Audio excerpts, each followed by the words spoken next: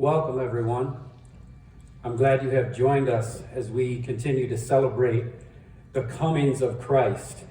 And as we do on this Lord's Day, I certainly want to welcome you. I'm going to say a prayer for us as we begin our service today and ask God's blessing on our time together. Heavenly Father, I thank you and praise you for your amazing love and for all you've done for us through Christ Jesus our Lord. Now I pray in every way, Lord, that you move supernaturally in each and every heart today, wherever they are. Whether they are at home, whether they are at the beach, whether they are wherever they may be, Lord, I pray for each one of us, Lord, that in every way you indeed bless, open up the doors of heaven and speak to each one of our hearts in the way that you have intended as we indeed celebrate you and all you've done for us and learn from you today more and more of what you have for us through Christ Jesus, our Lord. In Jesus' name, amen. One of the things that we've been doing in celebrating what God has done for us through the comings of Christ is we have been sharing testimonies. And hopefully you got to see Aaron McPhail's testimony from last week.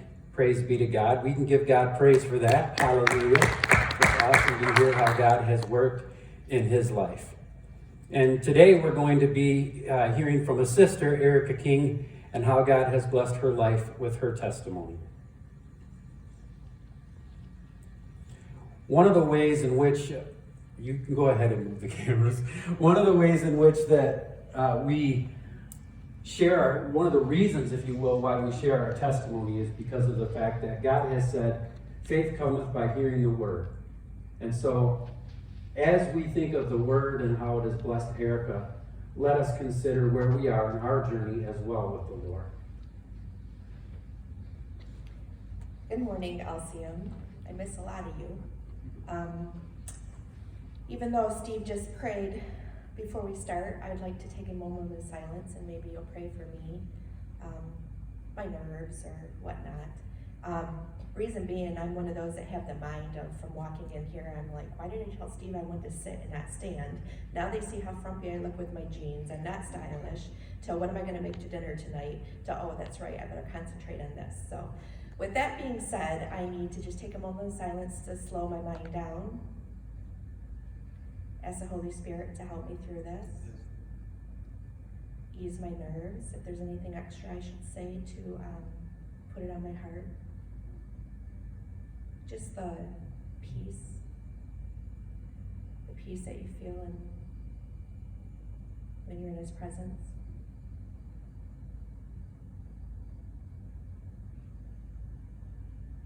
Remembering what this season's all about. Not the hustle and bustle, but our Savior, our Lord Jesus Christ. Dear Heavenly Father, I pray that you speak through me. Calm any nerves I may have. Don't let me overtalk. Slow my mind down.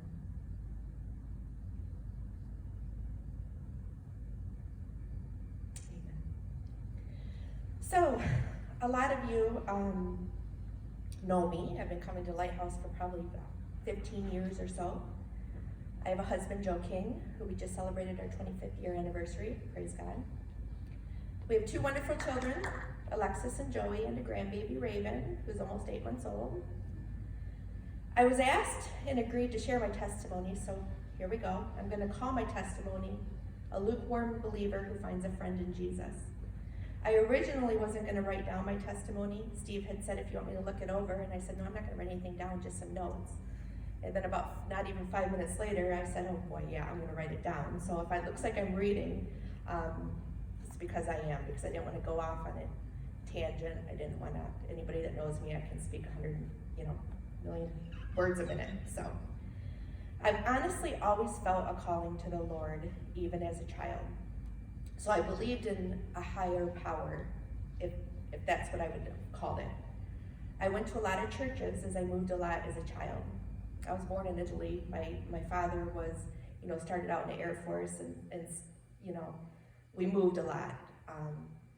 And then my parents divorced when I was 6, so I would travel back and forth to visit, and I don't think we ended up in Grand Haven until I was probably 12, so needless to say, I went to a lot of churches, lots of schools. I believe I was baptized in a Presbyterian church as a baby. I remember going to Baptist Church Reform, Awanas, mission trips with friends. When I was 18, I went to New York with a friend's church to serve in a homeless shelter and soup kitchen for a week. So without that being said, I had a history of being around the church in some, shape or form. I got married young. I was 20. I remember thinking, now I'm married, gotta find a church. We gotta find our own church. Found a church down the road that I attended. I attended this church for a good 10 years. I taught Sunday school once a month. I went to church at least when I was scheduled to teach. I think I went to church because it was the thing that people did. You get married, you raise your kids, you go to church, you get them baptized, and you live life. Right? I was wrong. So here starts the lukewarm believer who finds a friend in Jesus part. In 2006, my stepdad, whom I was very close to, was told he had cancer and he had so many months to live. This is when my focus went to why God. I was so mad at the Lord. A few months into this, I was sitting at my kitchen table bawling my eyes out, crying out to God, literally. I had opened my Bible. This isn't something I did on a regular basis. I had opened my Bible that day. I cried out, please help me understand this. Not this isn't a cancer, this book is what I meant. In the middle of my tears, my home phone rang, and I say home phone now, not a cell phone then. My home phone rang, and my sister, who was on the other line, says, hey, come to church with me this Sunday. I found a church. She used to live out in Robinson Township. I found a church I like out by me. I basically said, why? And she says, because I know you don't have to teach Sunday school this weekend. It's your week off, and I know Joe's hunting, and I want you to come. I basically said whatever, and I think what she was doing, she just wanted to spend time with me because we were going through a really hard time. Little did I know that God had responded to my prayer in seconds. I say this because this was no coincidence. This was a phone call that changed my life. This was the day the Lord called me through my sister. This was the day I believe that my call out to Lord that I have forever changed. The next day on Sunday, I walked into this church, and yes, I say this church because it's LCM. It could have been any church, but God had a plan for me here. I never felt a presence of the Holy Spirit in my life as I felt that day. I didn't want to leave. I just wanted to stay and worship and soak in the feeling. Needless to say, I stayed and returned every Sunday, God willingly. Came on Wednesday nights, which were prayer nights at that time. Ken Schultz passed away on February 20th, 2007, at the age of 61. The pastor of Lighthouse at that time did my stepdad's funeral service, who he didn't know my stepdad, but the service was wonderful. My madness towards the Lord from the previous year was the start of a lifelong relationship of many questions, worship, and a love for Jesus that I like to say is unshakable. As it says in James 4:14, why, you do not even know what will happen tomorrow. What is your life? You're a mist that appears for a little while and then it vanishes. In my new friendship, I was rebaptized, and when coming up from that water with a mission to always seek. I will never know the answers to many of the questions, but I know enough in the Word to always read the Word. Read it in good times, read it in bad times, make it be a part of your life so that you'll understand you don't belong to this world. Please do not put your treasures here. Before you know it, it will vanish. I want to end today talking a little bit about some verses in James.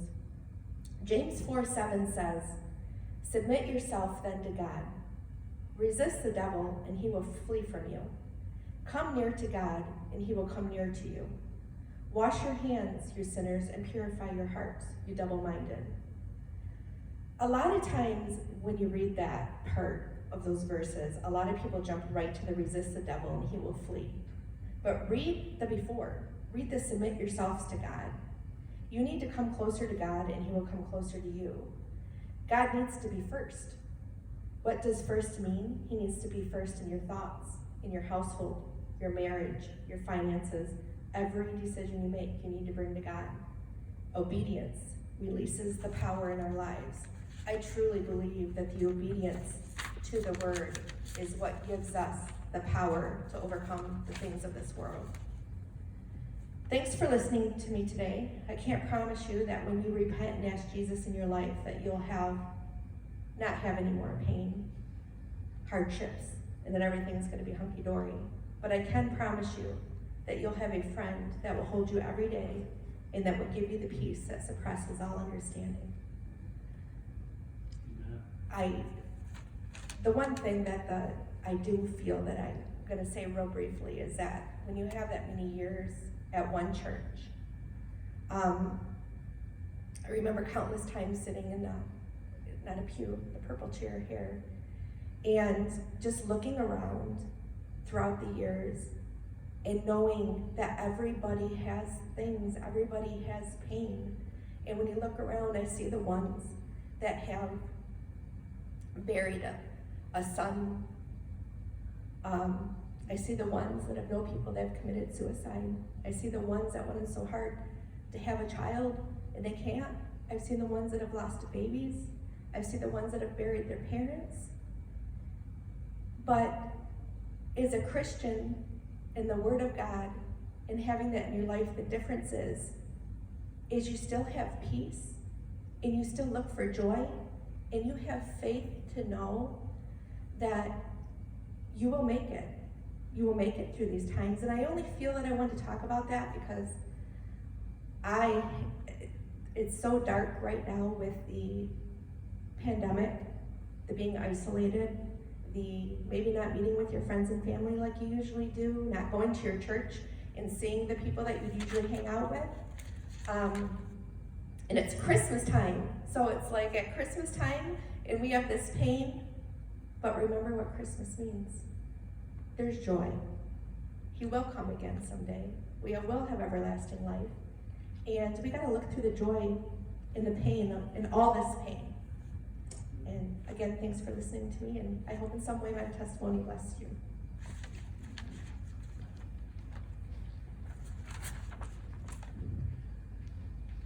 While the cameras are headed the direction to view the rest of the service, I want to briefly mention to everyone that one of the things that has been so powerful of hearing the two testimonies that we've heard so far is how everyone's journey to salvation is seemingly distinct in and of itself.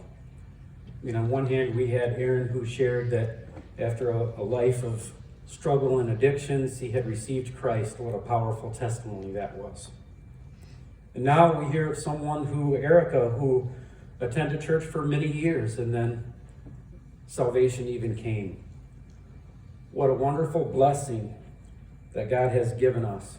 And he has told us in his word to be ready to share a word, give a word. And so often I think people think that means that they have to do a certain thing a certain way and, to do it perfectly and correctly. And in some way there's some humility in that, because I know that people care deeply about God's work in their lives. But it can also be a deterrent to actually sharing. Just your testimony is a powerful witness to the world. And as I've listened to both, I find myself welling up with emotion of joy, hearing how God has blessed people that I love so dearly. And I look forward to hearing many more, and I encourage you on a regular basis to give that word. Be prepared to give that word and share your testimony with others, because God will use it powerfully in your life and in the lives of those around you. Today we're also going to be taking communion together, and I want to encourage you, if you have something at home that can be representative of elements. I said several weeks ago that there was one time when somebody wanted to be anointed with oil and we didn't have any oil around anywhere, so we stopped by a mud puddle and I used the water from the mud puddle. Because just in that situation, the water was representative of the oil. It is so true in the fact that the elements, whatever they are to be representative of the greater good of what God has done for us through Christ Jesus our Lord by sending his Son to die on the cross to forgive our sins. By being raised from the dead, that we can have the wonderful life that he has for us, full and complete, and indeed on into eternity with him. So I'm going to give you a few moments and even say a prayer to ask God's blessing on us taking together of the elements representative of what God has done for us through Christ. And so please, by all means, join us in taking of the elements today for what God has done for you.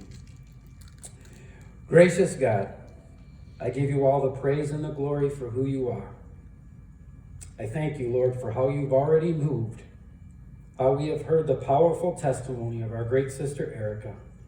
And now we move and think of, Lord, it's only possible because of who you are and what you have done in her life and in our life through Jesus Christ, by sending your Son to die on the cross, by raising him from the dead, with all that we need to know that we have the wonderful life with you forevermore. What an amazing blessing for us. We give you praise and glory, and we celebrate it together now as we take of the bread and the cup. In Jesus' name, amen. I think it's one thing that's kind of important to say as it relates to Christmas time. There is actually nowhere in the Bible where it says celebrate Christmas, but it does tell us to celebrate the Lord's Supper. Now you might think, well, maybe you'd have the question, if it doesn't say that in the Bible, then why are you celebrating it? Well, this is the reason why. Because the Bible teaches us and tells us of the Christmas story. And so for that reason, just like anything in the Word of God, it helps us with our faith. And so we share from the Word of God the story of Christmas. It wouldn't be in the Word of God if it wasn't important for us to celebrate. Everything in the Word of God is for us to celebrate.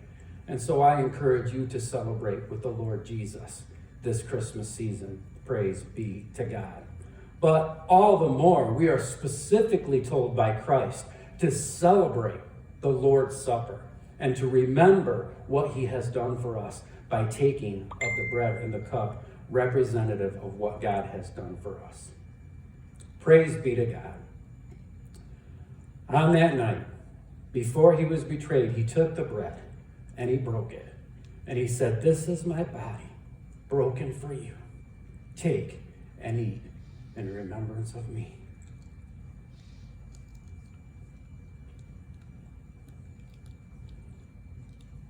In the same manner, he took the cup and he said, "This is my blood, shed for you. Take and drink."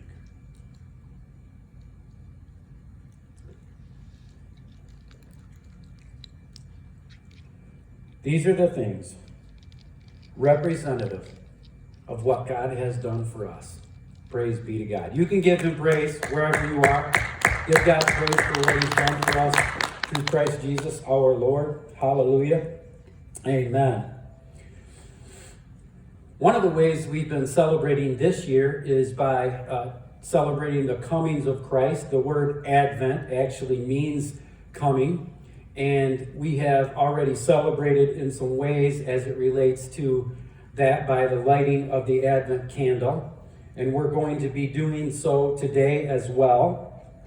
Today we are celebrating joy.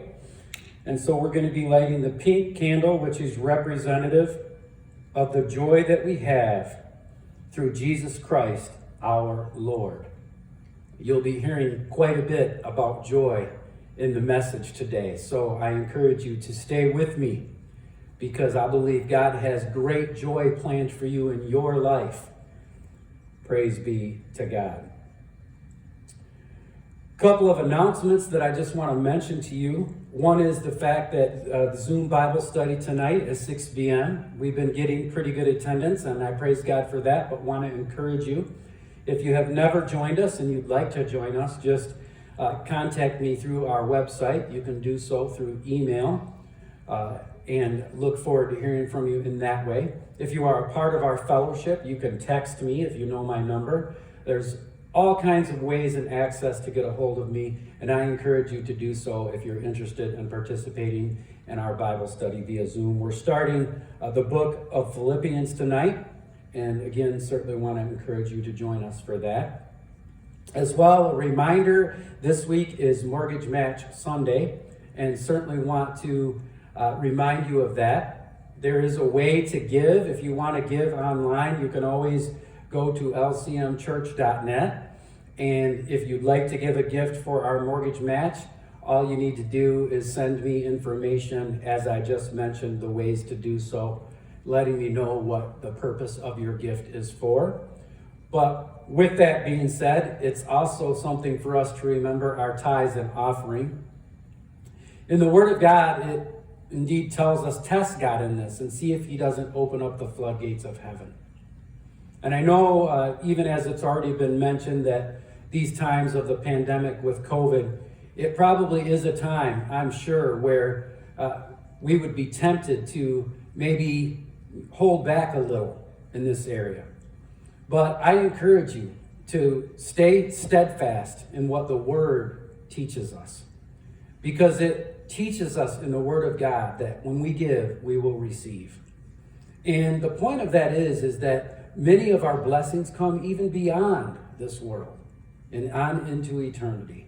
But nonetheless, I encourage you to indeed test God and see if He doesn't open the floodgates of heaven for you. Be faithful in your tithes and offering, irregardless of what you may be facing, because that's what God's Word teaches and indeed tells us to do. Let us be lovingly obedient to God and His Word in this area of our lives. I want to say a prayer on our tithes and offering, and then we have a couple of people that I'm also going to be praying for, and certainly want to mention those in my prayer as well. Heavenly Father, I thank you and praise you for who you are. I pray now that you move supernaturally in every gift that is given, Lord, that you bless it, Lord, that it will do exceedingly and abundantly more for your glory in every way than we could ever imagine. Touch each and every one of our hearts, Lord, that we give faithfully in accordance with the way your Holy Spirit speaks to us, I pray, in keeping with your word. In Jesus' name. Now, Lord, I think of those in our fellowship who are struggling with different things, Lord. We think of Vivian Dunn, who has COVID, and Lord, she's only got a few more days before she's out of quarantine, and Lord, she's one of our shut-ins, and we just pray for her, Lord, and we thank you, Lord, that it looks pretty promising at this point, Lord, that she's going to pull through and be able to go back to her own room. And so, Lord, we give you all the praise for that, and we ask now for your continued healing in her life, in Jesus' name. And now, too, we think of others, for Candy Hall, who had a stroke, a good friend of Dave Evans and Paula, and others in our fellowship. And we pray for your healing touch to be upon her in every way as well. And as well, we think of Zoe, Lord, as Zach and Christina and their family discovered from the doctors the cerebral palsy that she has, and we pray for her, Lord. We pray for your healing to be upon her as well. And we thank you, Lord, for who you are and how you indeed have blessed Zach and Christina to be the good followers of Jesus Christ that they are. And we pray that you give them strength and wisdom, Lord, in every manner, Lord, as it relates to raising Zoe. And in other ways in their lives as well. Encourage them, give them peace in spite of this difficulty, we pray. And Lord, I ask, Lord, for each and every person that has need of a healing touch, wherever they may be, I pray for each and every one. There may be people out there who are struggling with whatever they're struggling with, Lord. I lift them up to you. I pray your healing, your blessing, your recovery, and your restoration, Lord, on each and every one. In Jesus' name, amen. I now want to say a prayer. Hopefully you're ready to hear the word of God today. Certainly want to ask God to bless his word as we share together. Gracious God, I thank you for your word. You have put in your word all of what we needed to know from you. And I pray in Jesus' name that you reveal it to us now in powerful ways for each of our lives. Lord, for those who might be lost, I lift them up and ask, Lord, that this be a day of salvation for them. For those who know you, Lord, I pray that for each and every one of us, that you indeed make us stronger through the word today. And Lord, I pray that every word from my mouth, whether planned or unplanned, would give you glory and be exactly what you would intend it to be for every single one of us today. In Jesus' name, amen. Praise be to God. I love you, and God loves you even more. And if you don't take anything else from today, then I encourage you to take that to your heart. Because there is no more important thing than the love of God in your life. I love you, and God loves you even more. Well, there's a song that goes something like this. Make a joyful noise unto the Lord, all ye lands. I could keep singing it, but I'm going to try and spare you a little bit because I'm really not here to sing. I'm here to give the word of God to you. But nonetheless, maybe you've heard that song before. But whether you find singing to be joyful or not, I know that in my experience in churches, there are many people who are Christians who really love to sing and some not so much. And praise be to God, making a joyful noise is more than just us singing, but rather it has to do with us living out our lives, making a joyful noise from our hearts given to us by God through Jesus Christ our Lord to share with the world, making a joyful noise. That's the message for today that God has put on my heart. I pray that it blesses you today. One of the things that's important for us to know is that to make a joyful noise, you have to receive in your life first where real joy comes from in your heart. Jesus is the only thing that can give you real joy in your heart. In many ways, we often find ourselves confused about joy, and that's because of the fact that we actually perceive joy to be what our dictionaries say joy is. One of the things you'll find the more that you read the word is that there are a lot of words such as joy that are in the Bible that actually their meaning has a complete different meaning or has added on meaning, if you will, than what you'll see just in a dictionary, for example. For example, Webster's definition for joy is this: the emotion evoked by well-being, success, or good fortune, or by the prospect of possessing what one desires. And yet, in the New Testament, almost always when joy is used, it is connected to Jesus. There are a few times when it's connected to the grace of God, which I would indeed say as well is connected to Jesus. But directly connected to Jesus almost always as it relates to joy. And I'm going to read one of many of those texts. It comes from John 15:11, and it says this: "These things I have spoken to you, that my joy may remain in you, and that your joy may be full."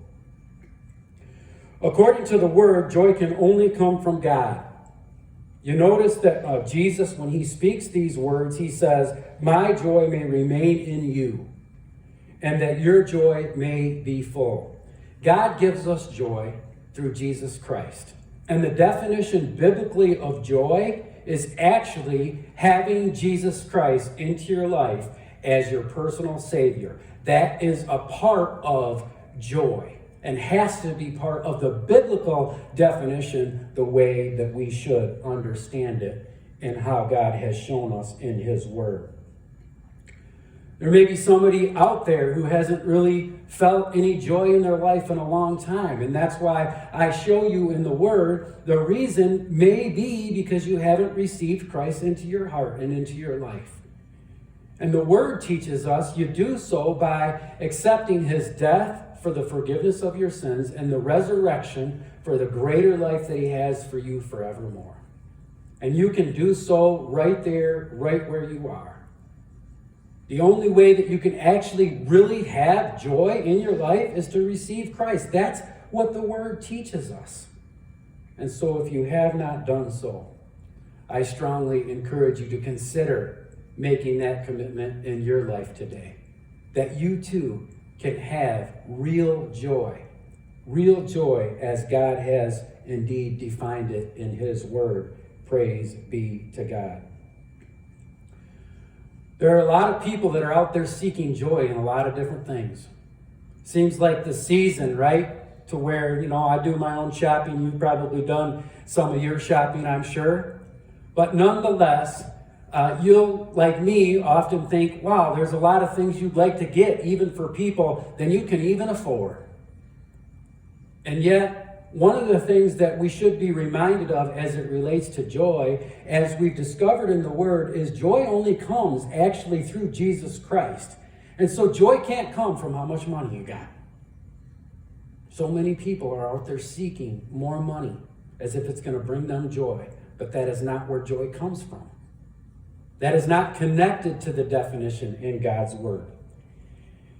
Joy cannot come through money. It cannot come. As a matter of fact, oftentimes, isn't it true that joy indeed can be stolen, if you will, by your money if you let it?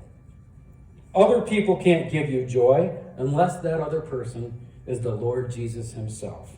There is nothing in all of God's creation that can give us joy except for a personal relationship with Jesus Christ our Lord. Praise be to God. God calls us to make a joyful noise in our lives through His Word. But without Jesus, what are we doing? Aren't we just making noise? We're making noise that doesn't even matter, you see. But when we make a joyful noise because of what Christ has done for us, then we're making noise that matters for eternity. Praise be to God. I kind of like to liken it to this, a new analogy that is a little maybe more fresh, if you will, in some of our minds.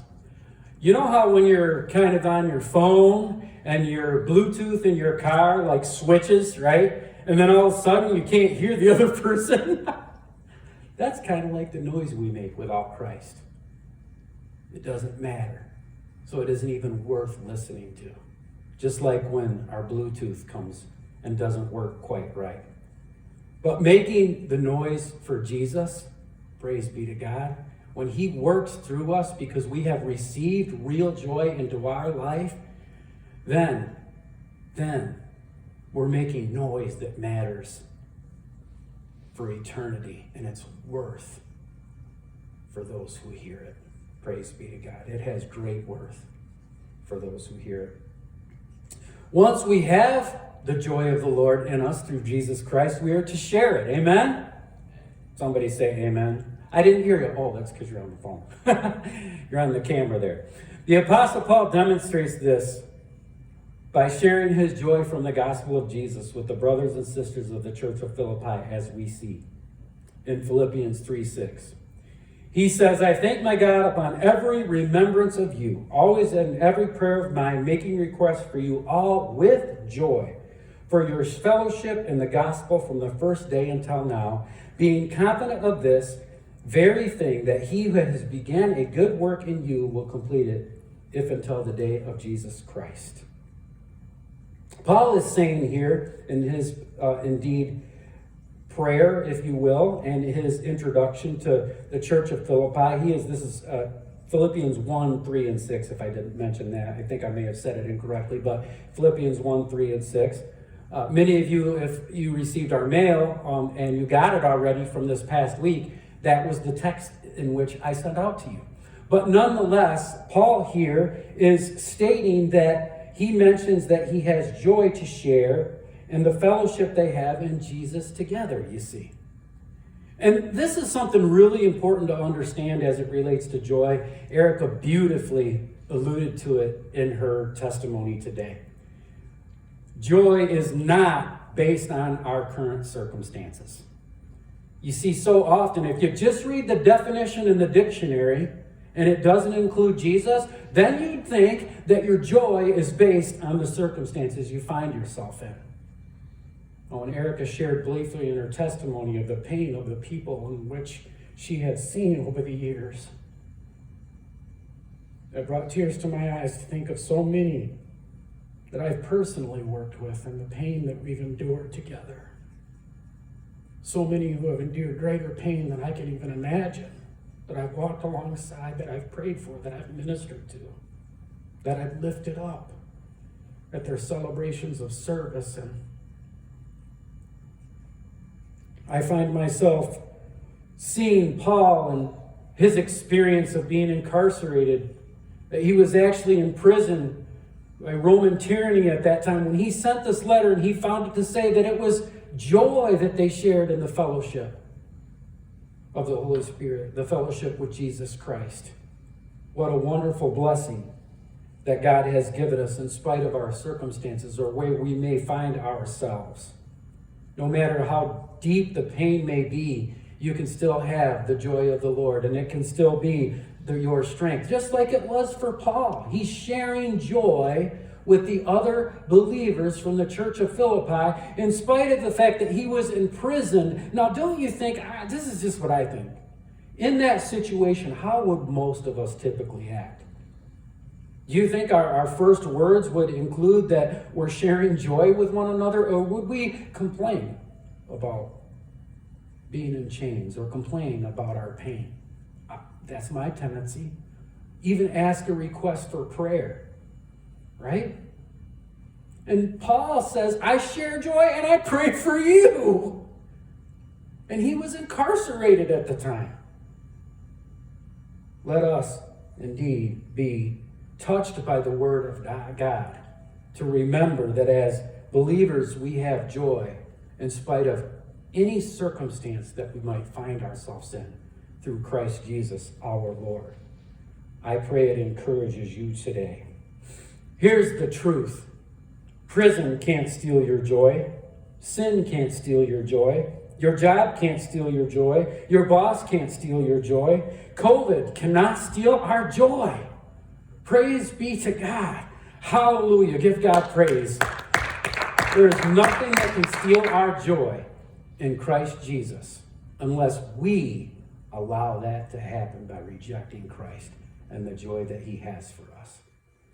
Remember the importance of joy in our life, coming through Christ and making a joyful noise, irregardless of your circumstances. How hard, how good, or how so-so they might be. Let us make a joyful noise in spite of where our circumstances find us to be. Finally, as Christians, we have more joy and feel more joy the more we live God's way. This is the kind of tough word, if you will, for people. People like to hear about the wonderful things that God does for them, and that's a good thing. And God helps us all along with, indeed, joy and every other thing. But we have a responsibility as well to respond to what God has done for us through Christ Jesus our Lord.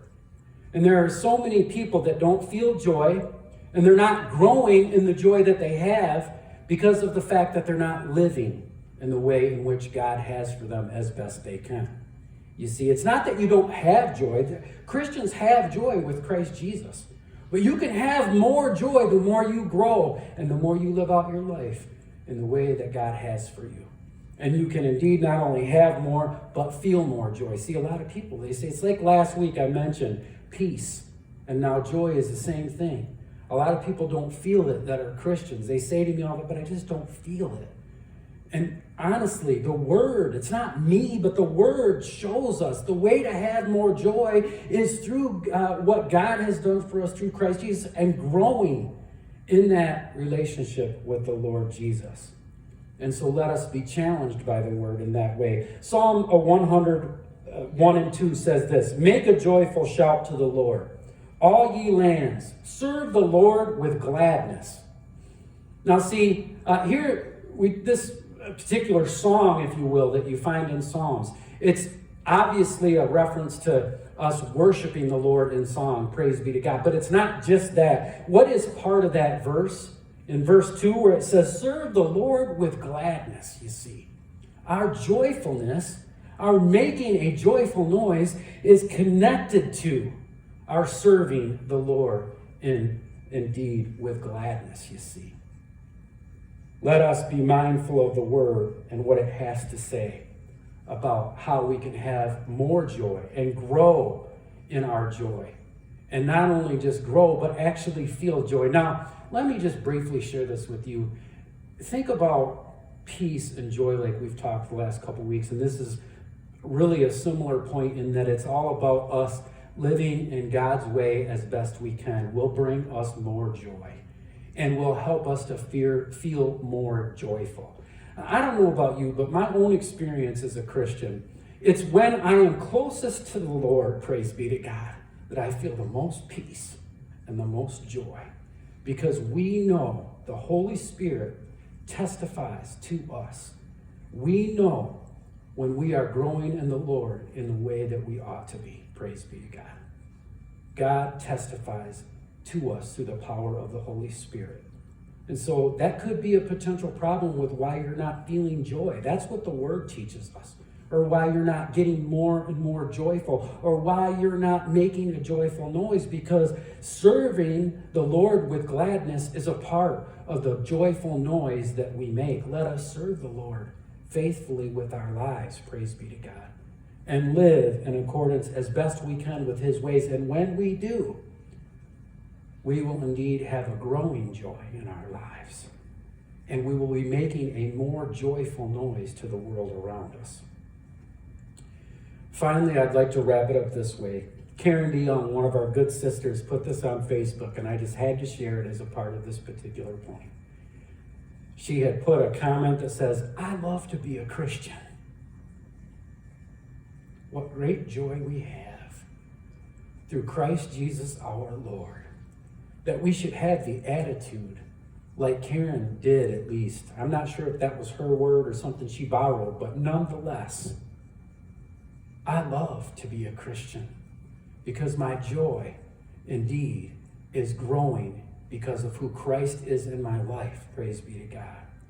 But we also are reminded that we have a responsibility ourselves as well as a part of it, according to God's word. That if we want more joy, then we focus more on what God has for us and serving Him in the way that He has indeed called us to through His word, praise be to God. I'm going to say a prayer and then a blessing. May the joy of the Lord be with you as you make a joyful noise. Heavenly Father, we thank you and praise you for your word. Lord, it's not easy for us when we find ourselves in difficult circumstances, even now, Lord, as we're faced with COVID and this pandemic that we're in and many other things that happen to people, Lord. They happen to all of us, Lord, and we find ourselves often being those that complain or get discouraged. But we're reminded today, Lord, of true joy and where it comes from. And we're even shown in your word of how we can grow in it, walk in it, Lord, and share it with the world. I pray you make it so in each and every one of our lives, more powerfully than ever before. In Jesus' name, amen. Let me share a blessing with you. May the grace of God, the love of the Lord Jesus Christ, and the fellowship of the Holy Spirit be with all of you, and that you would have joy in your hearts and make a joyful noise with others that you come in contact with. Praise be to God. Thank you for joining us. I sure hope and pray that you will join us again. Praise be to God.